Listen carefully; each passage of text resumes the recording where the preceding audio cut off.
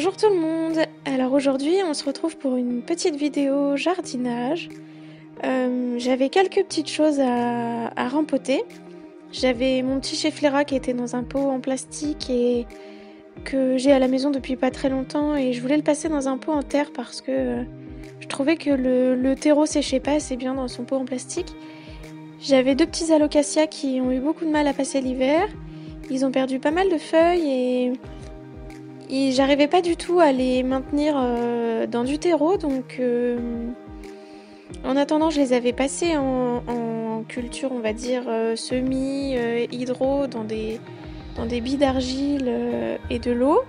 Ça a plutôt bien marché et m'ont refait de plutôt belles racines qui sont bien saines et bien belles, donc le but c'est de progressivement pouvoir les repasser en terre.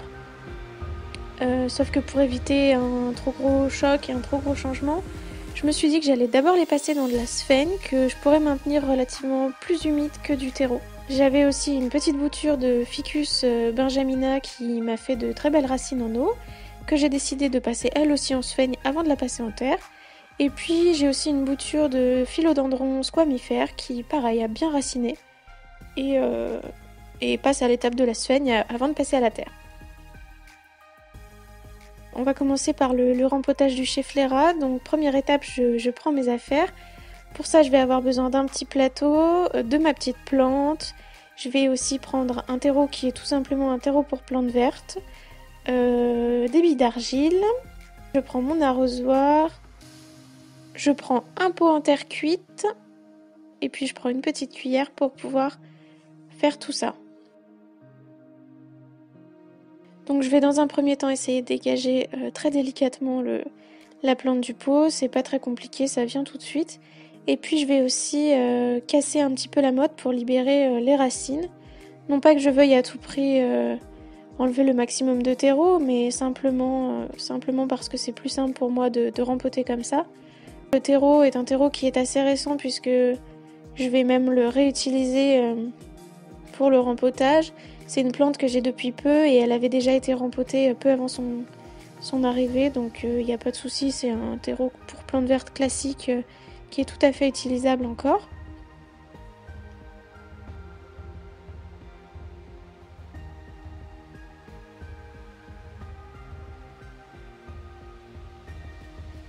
Donc je prends mon pot qui est percé dans le fond, je mets quelques billes d'argile pour faire une petite couche de drainage et éviter que l'eau stagne dans le pot. Et puis je vais commencer à venir placer donc une première couche de substrat dans le fond. Je fais un petit mélange de nouveaux terreaux et d'anciens terreaux, histoire de pouvoir réutiliser et puis que ce soit un petit peu mélangé. Lorsque j'ai fait ça, je viens prendre ma plante, je la place correctement dans mon pot, à une bonne hauteur. Et puis je vais venir compléter tout simplement l'espace vide avec de la terre. Je la maintiens en attendant parce que elle n'a pas du tout assez d'équilibre. Donc toujours comme tout à l'heure, je fais un mélange ancien et nouveau terreau. Et puis je complète. Je vais venir tasser un petit peu pour que les racines et le terreau puissent correctement se lier, pour que la plante puisse tenir en équilibre. Et je vais faire ça, je vais répéter l'opération plusieurs fois jusqu'à ce que j'ai complètement terminé de remplir le pot. Je laisse un petit centimètre, on va dire, pour pas que ça déborde lorsque je vais arroser. Et puis voilà.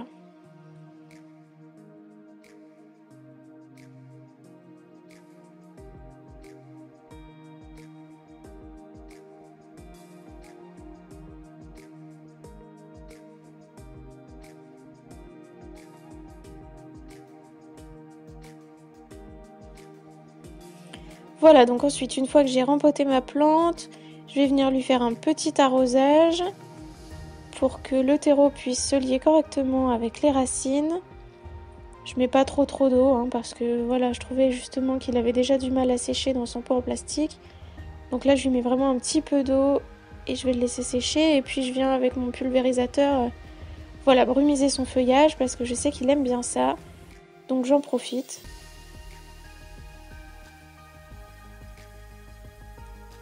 Et voilà, là vous allez pouvoir le voir dans son nouveau pot et vous allez pouvoir remarquer effectivement qu'il a de belles variégations. Donc il est très mignon, je l'aime beaucoup, j'espère qu'il se plaira bien dans son nouveau petit pot.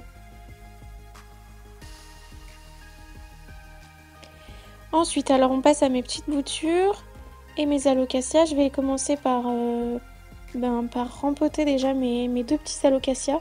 Alors il y en a un qui est un pied d'alocasia poli et l'autre, je crois, je suis pas sûre, mais je crois que c'est un pied d'un alocasia bambino. Alors pour ça, pareil que tout à l'heure, je prends mon matériel, mon petit plateau, je prends mes 3 petits pots, je vais mettre les deux alocasias ensemble. Je prends mon arrosoir, mon pulvérisateur, un petit récipient dans lequel je vais mettre ma sphaigne et surtout je prends ma sphaigne. Donc je vais déjà commencer par préparer la sphaigne et du coup par la réhumidifier. Je viens en mettre dans un récipient et puis je vais tout simplement la faire tremper dans l'eau pour qu'elle puisse absorber l'eau et être bien gorgée et être bien humide. Je viens aussi casser les morceaux qui sont vraiment trop gros.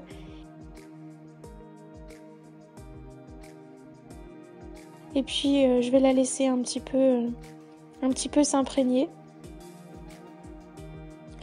Alors ensuite, je vais venir sortir mes petits alocasias dans leur bille d'argile. Je vais faire ça assez délicatement parce que les racines sont un peu fragiles. Mais je suis plutôt contente parce que j'ai vu que tous les deux, ils en avaient fait de nouvelles. Donc je pense que c'est sur la bonne voie.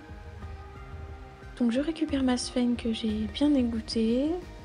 Et puis je vais commencer à prendre mon pot. Je vais rempoter les deux pieds ensemble parce que comme ils ne seront pas là définitivement, je peux me permettre pour l'instant de les mettre ensemble et puis de les redéplacer plus tard.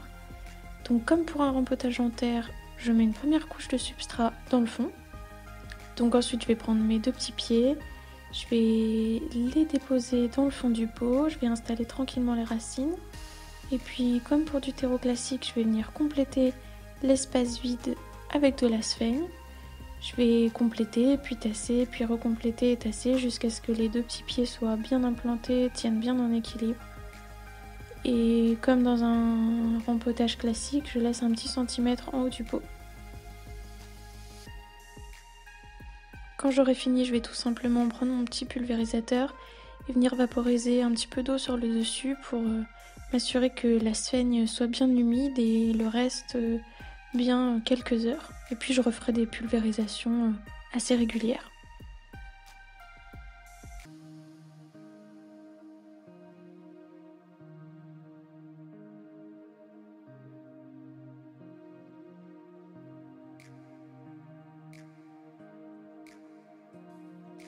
Alors après ça, je vais m'occuper de la petite bouture de Ficus benjamina. Donc exactement comme tout à l'heure, je prends le pot, je remplis une première couche et puis je mets la bouture, sauf que là je me suis rendu compte que j'avais pris un pot légèrement trop petit pour les racines qui sont quand même assez grandes. Donc je vais changer de pot et puis je vais répéter exactement le même processus que pour les alocasias. Donc je mets de la sphaigne dans le fond, je place ma bouture et je la maintiens. Et pendant ce temps-là, je viens remplir l'espace vide avec ma sphaigne que je tasse jusqu'à laisser un petit bord d'1 centimètre.